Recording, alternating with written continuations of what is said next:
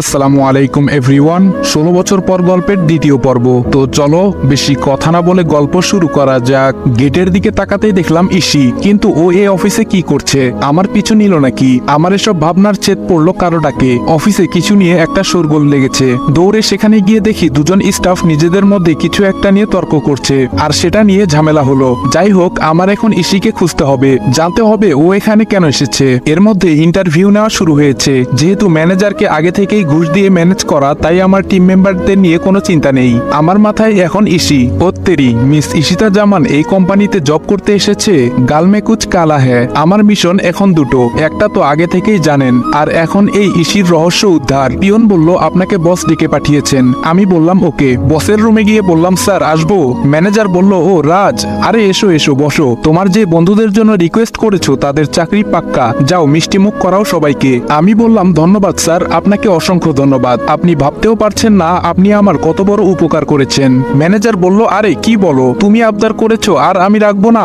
গত 1 মাসে তুমি আমার কম উপকার তো করনি ইয়াংম্যান। আমি বললাম এটা আমার কর্তব্য স্যার। ম্যানেজার বলল অলরাইট। আমি বললাম আমি তাহলে আসি স্যার। ম্যানেজার বলল যাও। আমি চলে এসেছি আমার ডেস্কে। অমনি ফোনটা বেজে উঠে। আমি খুশির খবরটা স্যারকে জানিয়ে দিলাম। স্যার অনেকটা নিশ্চিন্ত হলেন। আজকে ওদের নিয়ে প্ল্যান করে কাজটা বুঝিয়ে দিতে হবে। বসকে বলে অফিস থেকে বেরিয়ে গেলাম। ওদের 4 জনকে নিয়ে একটা রেস্টুরেন্টে চলে এলাম এবং সবাই মিলে দুপুরের খাবার খেয়ে আমাদের ফিক্সড করে রাখা রুমে চলে গেলাম এবং ওই কোম্পানির ম্যাপ বের করে ওদের সবটা বুঝিয়ে দিলাম। সব খুঁটিনাটি দেখাতে লাগলাম। আয়াস বলল স্যার লোকটা মারাত্মক বুদ্ধি খাটিয়ে কোম্পানি দাঁড় করিয়ে রেখেছে। অগ্নি বলল আমাদের প্ল্যানও মারাত্মক করতে হবে। আমি বললাম ঠিক ধরেছ, আমাদের কাজ অতি সাবধানে করতে হবে। রাতুল বলল এর মাস্টার মাইন্ড কিন্তু সেই ধরিবাজ বলে মনে হচ্ছে স্যার। নীরব বলল আজও কেউ জানেই না এই কোম্পানির মালিকটাকে, বড়ই অদ্ভুত কিন্তু স্যার। আমি বললাম হ্যাঁ, আমার মনে হয় লোকটা আমাদের পরিচিত, সাধারণ মানুষের মুখোশের আড়ালে ঘুরে বেড়াচ্ছে। নীরব বলল হ্যাঁ স্যার সেটাই। আমি বললাম ঠিক আছে,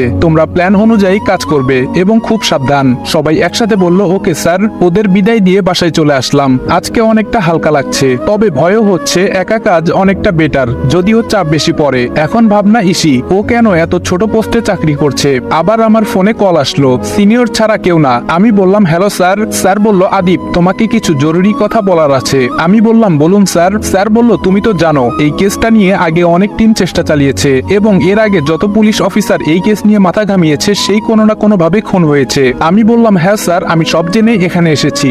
স্যার বলল তবে আসল কথা হলো তোমরা ওইখানে সাবধানে থেকো, কারণ সিআইডি ডিপার্টমেন্টের একটা স্পেশাল টিমের উপরও দায়িত্ব দেওয়া হয়েছে। তবে আমি চাই কেসটা আমরা কমপ্লিট করব। আমি বললাম চিন্তা করবেন না স্যার, কেসটা আমরা ক্লোজ করব ইনশাআল্লাহ। স্যার বলল আমার সম্পূর্ণ ভরসা আছে তোমার উপর, ভালো থেকো, নিজের খেয়াল রেখো, বেস্ট অফ লাক। আমি বললাম ধন্যবাদ স্যার, আল্লাহ হাফেজ। ফোনটা রেখে ল্যাপটপে নিজের কাজ করছি। ঠিক তখনই শুনতে পেলাম কলিং বেলটা বাজছে অনেকক্ষণ থেকে। মনে হচ্ছে বাড়িতে কেউ নেই। তখনই মনে হলো বাড়িতে ঢোকার সময় দারোয়ান কাকা চাবি দিয়ে বলল বাড়িতে কেউ নেই। বাধ্য হয়ে উঠে গেলাম। ইসি এসেছে। আমায় দেখে ভ্রু কুচকে তাকিয়ে ভেতরে চলে গেল। যাই হোক, উপরে যাচ্ছি। আবার মনে পড়লো ওর ব্যাপারে জানা দরকার, তাই পিছু নিলাম ওর রুমের দিকে। ও ভেতরে ঢুকে দরজা আটকে দিল। তবে বাইরে থেকে কিছু কিছু কথা আমার কানে এসেছে। ফোনে কথা বলছে, কাউকে স্যার স্যার করে ডাকছে। Okay sir, yes sir, don't worry sir, এসব। ও মাই গুডনেস, তার মানে ইসি পুলিশ অফিসার, আর এর জন্যই ওই অফিসে চাকরি নেওয়া। তবে সন্দেহের বশে ভেবে নেওয়া উচিত হবে না, ব্যাপারটা আরো খোলাসা করে জানতে হবে আমায়। মনে হলো ও দরজার দিকে আসছে, তাই কেটে পড়লাম। রুমে বসে আছি, একটা হিসেব কিছুতেই মিলাতে পারছি না। আমার ভাবনাটা আদৌ কি ঠিক যে পুলিশ অফিসারদের টিম এই কেসের দায়িত্ব নিয়ে এসেছে? ইসি কি তাদের একজন, নাকি আমার ভাবনাটা ভুল? কিন্তু ভুল হতে যাবে কেন? ইশিতা জামান আমেরিকা, লন্ডন সহ অনেক দেশেই যার বাবার বিজনেস ছড়িয়ে ছিটিয়ে। তার একমাত্র মেয়ে তো উদ্দেশ্য ছাড়া ওই কোম্পানিতে জব করবে না। আর যদি ও সত্যি একজন পুলিশ অফিসার হয়ে থাকে তাহলে কেন বাড়ির সবাই এটা জানে না? আর ও দেশে আসলো কবে? দূর, কিচ্ছু বুঝতে পারছি না। এখন দুটো দিক একসাথে হ্যান্ডেল করতে হবে। আমার পকেটে থাকা ফোন বেজে উঠলো। ফোনটা রিসিভ করে বললাম হ্যালো। অপর সাইড থেকে বলল হ্যালো স্যার, আমি অগ্নি বলছি। আমি বললাম হ্যাঁ বলো অগ্নি। অগ্নি বলল স্যার আপনি এই মুহূর্তে কারখানায় আসুন। আমি বললাম ওকে, আমি এক্ষুনি আসছি, তোমরা ওইখানেই থেকো। ফোনটা কেটে দিয়ে রিভলভারটা গুজে বাইকের চাবিটা নিয়ে বেরিয়ে যাচ্ছি। পেছন থেকে কেউ একজন ডাকছে মনে হলো। ঘুরে দেখি আরু ডেকেছে। আরু বলল এই যে ভাইয়া, আপনি কি বের হবেন? আমি বললাম হ্যাঁ। আরু বলল তাহলে প্লিজ ফেরার সময় এই জিনিসগুলো নিয়ে আসবেন, কেমন? এই বলেই একটা কাগজ ধরিয়ে দিল। আমি কাগজটা পকেটে গুজে বেরিয়ে গেছি। খুলেও দেখিনি তাতে কি লেখা আছে। 10 মিনিটের মধ্যে কারখানার সামনে চলে এসেছি, তবে বাইকটা দূরে দাঁড় করানো। আমাকে দেখে রাতুল হাতের ইশারা ইশারায় বোঝালো ওরা ওইখানে আছে। আমি খুব সাবধানে ওদের কাছে গেলাম, গিয়ে দেখি রাতুল আর অগ্নি দাঁড়িয়ে আছে।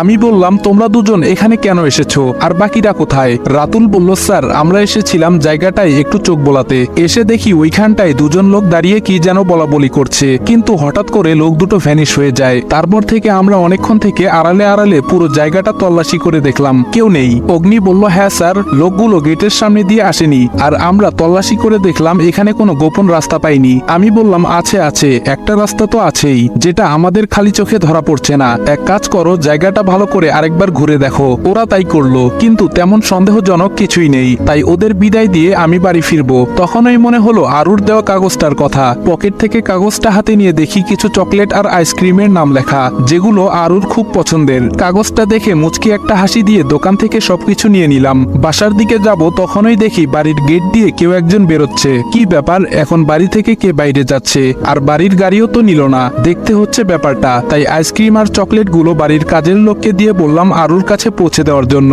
চেয়ে দেখি রহিম কাকা অবাক চোখে আমার দিকে তাকিয়ে আছে। বুঝতে পারছি না আমি কি এলিয়েন? যাক, এত ভেবে কাজ নেই, ওইদিকে পাখি ফুরুত হয়ে যাবে। আমি মেয়েটার পিছু নিয়ে ওকে অনুসরণ করে চলছি। আমার বুঝতে আর বাকি নেই যে ওইটা ইসি, তবে যাচ্ছে কোথায়। কিছু দূর গিয়ে ও একটা কালো গাড়িতে উঠে গেল, আর আমি ওইখানে দাঁড়িয়ে আছি। কিছুক্ষণ পর মনে হলো ও আমার মতোই ডিউটিতে আছে, তার মানে ও এখন ওই অফিসে যেতে পারে। বলেই দৌড়াতে শুরু করলাম। আমি গিয়ে দেখি অফিসের সামনে থেকে একটা গাড়ি চলে গেল, তার মানে আমার সন্দেহ ঠিক। তাই লুকিয়ে লুকিয়ে আমিও ঢুকে গেলাম, কিন্তু ইসিকে কোথাও পেলাম না। কোথায় গেল মেয়েটা? অনেক খুঁজেও কোথাও না পেয়ে বেরিয়ে এসেছি। অবাক কাণ্ড, আমি বাড়িতে ঢুকে দেখি ইসি বসে আছে সবার সাথে। কখন এলো ও বাড়িতে, আর কিভাবে? আমাকে ঢুকতে দেখে মিস্টার আফজাল আল ইমরান মানে বাবা ডাক দিল। আমি বললাম, জি বলুন। বাবা বলল, তোমায় কিছু কথা বলার ছিল। আমি বললাম, হ্যাঁ বলুন। বাসার সবাই এখানে উপস্থিত, এর মধ্যে বাবা আমাকে কি বলতে চায় বুঝতে পারছি না। কোনো কিছু আবার টের পেয়ে গেল না তো? বাবা বলল, শোনো রাজ, তুমি আমাদের এই বাড়িতে থাকো, কিন্তু তুমি কি করো কিছুই আমরা জানি না। তুমি বলো না, তাই আমরা জানতেও চাই না। তবে আমরা মনে করি তুমি খারাপ কিছু করো না, সেই ভরসা আছে, কারণ মিজান কোনো ভুল মানুষের জন্য আবদার করবে না। আমি বললাম, ভরসা রাখতে পারেন। বাবা বলল, তবে আসল কথাটাই বলা হয়নি তো এখনো। আমি বললাম, জি বলুন। বাবা বলল, আর 15 দিন বাদে আমার একমাত্র মেয়ে আরিশফার বিয়ে। আমি চাই এই বিয়েতে তুমি আমাদের সাথে থাকো, হাতে হাতে একটু কাজে সহায়তা করবে। আমি বললাম, আমি এখানে একটা কাজে এসেছি, আমার কাছে সব থেকে বেশি গুরুত্বপূর্ণ আমার কাজ। আশা করি বুঝতে পেরেছেন। কথাটা বলেই নিজের রুমের দিকে চলে আসছি। সবাই কিছুটা অবাক হয়ে আমার দিকে তাকিয়ে আছে, হয়তো আমার এমন ব্যবহারটা তারা আশা করেনি। নিজের রুমে বসে আছি, মাথাতে কিছুতেই আসছে না ইসির ব্যাপারটা, ভাবতে পারছি না কিছুই। উঠে ফ্রেশ হতে চলে গেলাম। আজ আর বাইরে যেতে ইচ্ছে করছে না, তাই না খেয়ে শুয়ে পড়ি। খুব ইচ্ছে হচ্ছে সবার সাথে গিয়ে ডিনার করতে, কিন্তু না, এটা সম্ভব না। তবে এখন দেখি বাড়িটা কেমন বদলে গেছে। আগে বাবা মা দুজনে এত ব্যস্ত ছিল যে তাদের যে সন্তান আছে, সংসার আছে, সেদিকে বিন্দুমাত্র আগ্রহ ছিল না। তবে এখন অনেকটাই পরিবর্তন এসেছে সবার মাঝে। তবে এত কিছুর মাঝেও একটা চাপা কষ্ট বারবার অনুভূত হয়, যে তারা তাদের ছোট ছেলেকে ভুলেই গেছে। এসব ভাবতে ভাবতে কখন যে চোখ লেগে যায় টের পাইনি। হঠাৎ করে ঘুম ভেঙে যায়, ঘড়িতে তাকিয়ে দেখি 3:30 বাজে। তাই উঠে চলে গেলাম ওয়াশরুমে। সেখান থেকে ওযু করে এসে তাহাজ্জুদের সালাত আদায় করে উঠে বসলাম। এখনো ফজরের আজান দেয়নি, তবে যে কোনো সময় দিতে পারে, তাই অপেক্ষা করলাম। ফজরের নামাজ পড়ে একেবারে উঠাটাই বেস্ট। নামাজ শেষে নিজের ল্যাপটপটা নিয়ে কাজ করছি, তবে খিদে পেয়েছে প্রচুর। এত সকালে তো কোথাও কোনো দোকানপাট খোলা থাকবে বলে মনে হয় না, তবুও গিয়ে দেখি পাওয়া যায় কিনা। আর যাই হোক, এত খিদে নিয়ে কোনো কাজে মনোযোগ দিতে পারছি না, কিন্তু বের হয়ে ভালোই করেছি, না হলে দেখতে পেতাম না একটা পরীকে। সদর দরজা দিয়ে বের হয়ে বাহিরের দিকে যাওয়ার সময় পেছনে তাকাতেই চোখ যায় ইসির বেলকনির দিকে। খুব সুন্দর লাগছে ওকে দেখতে, একদম প্রাকৃতিক সৌন্দর্যের মাঝে ডুবে গেল যেন আমার চোখ। সকাল সকাল মেয়েরা আর যাই হোক মেকআপ করে না, আর তখনই তাদের আসল রূপটা চোখে পড়ার মতো অবস্থা হয়। তবে ভাবছি এত সকালেও ঘুম থেকে উঠে গেল, কারণ কি? পরক্ষণেই মনে পড়লো ও তো আমার মতোই একজন দায়িত্বপ্রাপ্ত মানুষ, উঠবে নাই বা কেন? চোখের ঘুম হারাম করে রেখেছে এই কেস। হাঁটতে হাঁটতে সামনে একটা টং দোকান দেখতে পেলাম। যাক, ভাগ্যটা তাহলে ভালোই আমার। সেখান থেকে হালকা নাস্তা খেয়ে বাইরে এলোমেলো ভাবে হাঁটছি। মাথায় চিন্তা একটাই, কে হতে পারে ওই লোকটা? এত নিখুঁতভাবে কি করে নিজেকে আড়াল করে রেখেছে? গত 1.5 মাসে একটা বিষয়ে কনফার্ম হয়ে গেছি, দেশের সবচেয়ে বড় স্মাগলার হলো এই বস। এই কোম্পানির আড়ালে তার আসল মুখোশ রয়েছে, কিন্তু কে সে? হঠাৎ মনে হলো ফোন বাজছে। আমি ফোনটা রিসিভ করে বললাম, ওয়েট, আমি এক্ষুনি আসছি। ফোনটা ছিল নীরবের। ওরা কিছু একটা ক্লু পেয়েছে যার জন্য ফোনটা দিল। বাকিটা চলুন গিয়ে দেখি। আমি রুমে প্রবেশ করতেই ওরা 4 জন উঠে দাঁড়ালো। আমি বললাম, কি পেয়েছো দেখাও। রাতুল আমার দিকে একটা ফাইল এগিয়ে দিল। ফাইলে চোখ বুলিয়ে দেখে আমার মাথা ঘুরতে শুরু করলো। ও মাই গড, তার মানে ওরা এসব এত কমন একটা জায়গাতে রাখতো। অগ্নি বলল, লোকটা অনেক চালাক স্যার। আমি বললাম, আমাদের ভাবনা চিন্তার বাইরে এর বুদ্ধি। তবে আর বেশি দিন এই বুদ্ধি চলতে দেওয়া যাবে না, অনেক হয়েছে। এখন থেকে আমাদের আরো সিরিয়াস হতে হবে, কারণ এই কেসটা সম্পূর্ণ উল্টো। রাতুল বলল, ইয়েস স্যার। আমি বললাম, তোমরা কাজ চালিয়ে যাও, আমি পরবর্তী নির্দেশনা না দেওয়া পর্যন্ত পূর্ব পরিকল্পনা মতে কাজ চালাও। আর হ্যাঁ, সবাই টাইমলি অফিসে পৌঁছে যেও, মনে থাকে যেন। সবাই বলল, ওকে স্যার। সেখান থেকে বেরিয়ে বাসায় এসে নিজেও তৈরি হয়ে নিলাম অফিসের জন্য। আমি অফিসে নিজের ডেস্কে বসে কাজ করছি, তখনই শুনতে পেলাম বাইরে থেকে কেউ নক করছে। পরিচিত কণ্ঠে কেউ বলল, স্যার আসবো? আমি বললাম, আসুন। ভেতরে এসে আমায় দেখে কিছুটা চমকে গেল। ঠিক ধরেছেন, এটা ইসি। আমি কিছুটা অবাকের ভান ধরে বললাম, আপনি এখানে কাজ করেন? ইসি বলল, তার কৈফিয়ত কি আপনাকে দিতে হবে নাকি? আমি বললাম, একদম না। ইসি বলল, ফাইলগুলো দেখে নিন, হয়ে গেলে সাবমিট করে দেব। আমি ফাইলগুলো নিয়ে একটু চোখ বুলালাম, আর চোখে চেয়ে দেখি ও অন্যদিকে মন দিয়ে রেখেছে। আমি ভাবছি কত নিখুঁত অভিনয় করে চলেছে, বলতে গেলে আমার থেকেও এক ধাপ এগিয়ে। এখন মনে হচ্ছে আমাদের প্রফেশন চেঞ্জ করে অভিনয় জগতে ঢুকে গেলে অল্প দিনে ফেমাস হয়ে যেতে পারবো। আমি বললাম, এই যে নিন। কোনো সাড়া নেই। আমি বললাম, ও হ্যালো, কি ভাবছেন? ইসি বলল, আই এম সরি, খেয়াল করিনি। আমি বিড়বিড় করে বললাম, এত চরিত্র একসাথে প্লে করলে মনে থাকবেই বা কি করে? ইসি বলল, কিছু বললেন? আমি বললাম, কই না তো। ইসি বলল, ওকে, থ্যাংক ইউ। আমি বললাম, ইসি বলল, আসছি। কথাটা বলেই চলে গেল। আমি ওর যাওয়ার দিকে তাকিয়ে রইলাম। আচ্ছা, ওর কি আদিবের কথা মনে আছে, নাকি বাকিদের মতো সেও ভুলে গেছে? কথাগুলো ভাবতেই চোখের কোণে পানি চিকচিক করে উঠল। হঠাৎ কেউ বলে উঠল, স্যার আসবো? তাকিয়ে দেখি আয়াস দরজার সামনে দাঁড়িয়ে আছে, চেহারায় একটা চাঞ্চল্যের ভাব। আমি বললাম, এসো। আয়াস বলল, স্যার একটা খবর আছে। আমি বললাম, বলো। আয়াস বলল, স্যার আরসি। আমি বললাম, মানে? আয়াস বলল, হ্যাঁ স্যার, আরসি এর মধ্যে কিছু একটা রহস্য আছে। আমি বললাম, এই আরসি এর সূত্র কোথায় পেলে? অমনি রুমের বাহিরে অগ্নি নক করলো। আমি বললাম, এসো। অগ্নি বলল, স্যার মনে হচ্ছে কিছু একটা পেয়েছি। আমি আর আয়াস দুজনেই উৎসুকভাবে তাকালাম, কি পেয়েছে জানার জন্য। আয়াস বলল, কি পেয়েছিস বল। আমি বললাম, হ্যাঁ বলো। অগ্নি একটা কাগজ এগিয়ে দেয় আমার সামনে, যা দেখে দুজনেই অবাক হয়ে যাই।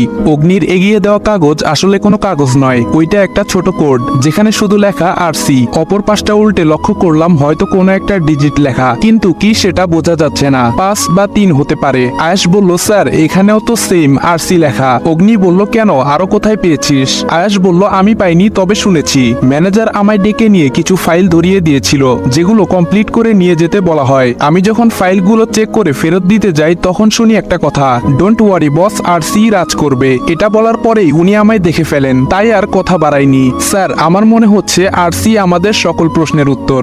আমি বললাম, হতেও পারে, আবার নাও হতে পারে। অগ্নি বলল, স্যার আমরা কি করে বুঝবো এই আরসিটা আসলে কি? আমি বললাম, ভাবতে হবে, আগে এটা জানতে হবে আরসি এর পূর্ণ রূপটা কি, কোনো বস্তু না মানুষ। তোমরা যাও, নিজেদের কাজ করো। আর হ্যাঁ আয়াস, তুমি একটু সাবধানে থেকো, কারণ ম্যানেজারের জানা মতে একমাত্র তুমি আরসি শব্দ শুনতে পেয়েছো, একটু বেশি সাবধান হতে হবে। আয়াস বলল, আমার জন্য ভাববেন না স্যার। আমি বললাম, আচ্ছা ঠিক আছে, যাও তোমরা। ওরা চলে গেলে আমি বসে রইলাম আমার চেয়ারে। মাথায় এখন চিন্তা একটাই, আরসি কি হতে পারে? এই আরসি এর মানে? কম্পিউটারটা অন করে গুগলে সার্চ করতে লাগলাম, কিন্তু রেজাল্ট 0। এমন কিছু পাইনি যা সন্দেহ করার মতো। এর মধ্যে অফিস টাইম শেষ হয়ে গেছে, সবাই অফিস ছেড়ে বেরিয়ে পড়েছে। তখন ম্যানেজার আমায় ডেকে পাঠালেন। আমি বললাম, স্যার আসবো? ম্যানেজার বলল, আরে এসো এসো। আমি বললাম, জি স্যার। ম্যানেজার বলল, রাজ একটা কথা বলার জন্য তোমায় ডেকেছি, আর সেটা হলো আমি কিছুদিনের জন্য শহরের বাইরে যাচ্ছি, তাই আমার দায়িত্বটা তোমায় কিছুদিন পালন করতে হবে। এই মুহূর্তে তোমার মতো বিশ্বস্ত কাউকে মনে হয় না আমার। আরে ব্যাস, এ তো দেখি মেঘনা চাইতেই বৃষ্টি। ম্যানেজার বলল, কি ভাবছো রাজ, পারবে সামলাতে? আমি বললাম, আগে স্যার আপনার মতো হয়তো এত সুন্দর করে পারবো না, তবে চেষ্টা করব। মনে হচ্ছে আমার মুখ থেকে কথাগুলো শুনে বেশ খুশি হয়েছে। ম্যানেজার বলল, রাজ তোমাকে অনেক ধন্যবাদ। আমি মনে মনে বললাম, ধন্যবাদ তো আমার আপনাকে দেওয়ার কথা। ম্যানেজারকে বললাম, এমন করে বলবেন না স্যার, এটা আমার ডিউটি। ম্যানেজার বলল, সত্যি তোমার মতো ছেলে হয় না, ওয়েল ডান, মন দিয়ে কাজ করতে থাকো। আমি বললাম, দোয়া করবেন স্যার। ম্যানেজার বলল, অবশ্যই। আমি বললাম, এখন তাহলে আসি স্যার। ম্যানেজার বলল, হ্যাঁ এসো। আমি বললাম, ভালো থাকবেন স্যার, আল্লাহ হাফেজ। ম্যানেজার শহরের বাইরে থাকবে, এই সুযোগে পুরো অফিস এখন আমার আন্ডারে কাজ করবে। সুযোগটা কাজে লাগাতে হবে আদিব, এই সুযোগ কাজে লাগাতে না পারলে তোর ক্যারিয়ার ব্যর্থ।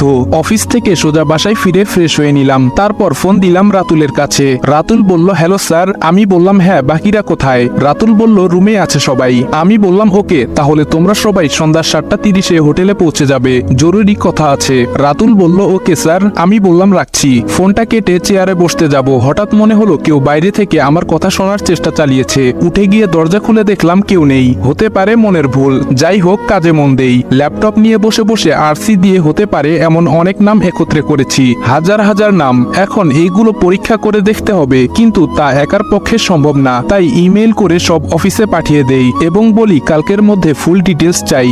সন্ধ্যা 7টা প্রায় বেজে গেছে, এখন আমায় বের হতে হবে। বাইকের চাবি নিয়ে বের হয়ে পড়লাম। কেন জানি মনে হচ্ছে কেউ আমায় ফলো করছে, তাই রাস্তা বদলে ফেললাম। অগ্নিদের ফোন দিয়ে জানিয়ে দিলাম ওরা যেন পৌঁছে অপেক্ষা করে, আমার লেট হতে পারে। বাইকটা নিয়ে এলোপাথারি কিছুক্ষণ ঘুরলাম। যে আমার পিছু নিয়েছিল সে বুঝে গেছে যে আমার পিছু ঘুরে লাভ নেই, তাই ছেড়ে দিয়েছে। আমিও এবার হোটেলের উদ্দেশ্যে বাইক নিয়ে ছুটলাম। আমি বললাম তোমরা এসে গেছো, আমি দুঃখিত তোমাদের অনেকক্ষণ অপেক্ষা করানোর জন্য। নীরব বলল না স্যার, কি বলছেন আপনি, এতে সরি বলার কি আছে। অগ্নি বলল আপনি ঠিক আছেন এটাই অনেক, আমাদের তো টেনশন হচ্ছিল আপনার কোনো বিপদ হলো কিনা তা ভেবে। আমি বললাম না বিপদ নয়, তবে হতে পারতো, আগে টের পেয়ে যাওয়ায় বেঁচে গেছি। তারপর ওদের পুরো ঘটনাটা বললাম। ছেলেগুলো বেশ ভালো, ওরা নিজেরা একসাথে কাজ করে, তাই বন্ধুত্ব হয়ে গেছে। এই কয়দিনে আমাকেও অনেক আপন করে নিয়েছে। ওদের সাথে টুকটাক অনেক বিষয় নিয়ে আলোচনা করলাম, সাথে এটাও জানিয়ে দিলাম ম্যানেজার আমায় দায়িত্ব দিয়েছে। কথাটা শুনে ওরা খুশি হলো। রাতুল বলল স্যার এটা তো মহাসুযোগ আমাদের জন্য। আমি বললাম হ্যাঁ, তবে সাবধান, এটা কোনো টোপও হতে পারে আমাদের পরখ করার জন্য, তাই এত তাড়াহুড়ো করা যাবে না। সবাই বলল ওকে স্যার। ডিনার সবাই একসাথেই করলাম, তারপর ওদের বললাম বাসায় চলে যাওয়ার জন্য। ওরা 4 জন একটা ফ্ল্যাট ভাড়া নিয়ে উঠেছে, সেখানেই থাকে সবাই। বাসায় ঢুকছি তখন একই সাথে ইসিও বাইরে থেকে ভেতরে ঢুকছে। আমায় দেখে আর চোখে তাকালো, যা আমার চোখ এড়ায়নি। জানে মান লাভ নেই, আমার পিছু নেওয়া এত সহজ না। কথাটা মনে মনে বলেই নিজের অজান্তে একটা ডেবিল হাসি দিয়ে ভেতরে চলে এসেছি। আমি আমার রুমে এসে শুয়ে পড়েছি। শরীরটা খুব ক্লান্ত লাগছে আমার, কখন ঘুমে তলিয়ে গেছি খেয়াল নেই। ঘুম ভেঙে যায় মাঝরাতে, তখন উঠে ফ্রেশ হয়ে এসে কিছু হালকা শুকনো খাবার এনে রেখেছি, তা খেয়ে নিলাম। ল্যাপটপটা অন করেই দেখি অফিস থেকে সকল তথ্য মেইল করে দিয়েছে। আমি সেগুলো খুঁটিয়ে খুঁটিয়ে দেখতে লাগলাম। অনেক নাম আছে এখানে, বড় বড় বিজনেসম্যান, চাকরিজীবী, প্রশাসনের লোক, মন্ত্রী, ম্যাজিস্ট্রেট। আমার সন্দেহের তীর মন্ত্রী, ম্যাজিস্ট্রেট আর বিজনেসম্যানদের দিকেই বারবার ইশারা করছে, কারণ পলিটিক্স কাকে বলে একমাত্র এরাই জানে। ধূর্ত আর কুটবুদ্ধি সম্পন্ন না হলে কোনোটাই করা হয়ে ওঠে না। নাম আর ডিটেলস দেখতে দেখতে হঠাৎ একটা নামের উপর আমার চোখ আটকে যায়। আসসালামু আলাইকুম এভরিওয়ান। 16 বছর পর গল্পের দ্বিতীয় পর্ব এখানেই শেষ করলাম। ভিডিওটা ভালো লাগলে লাইক আর কমেন্ট করে দিও, আর চ্যানেলে নতুন হলে সাবস্ক্রাইব করতে ভুলবে না। তো দেখা হচ্ছে নেক্সট ভিডিওতে, ততক্ষণ ভালো থাকবা, সুস্থ থাকবা, আল্লাহ হাফেজ।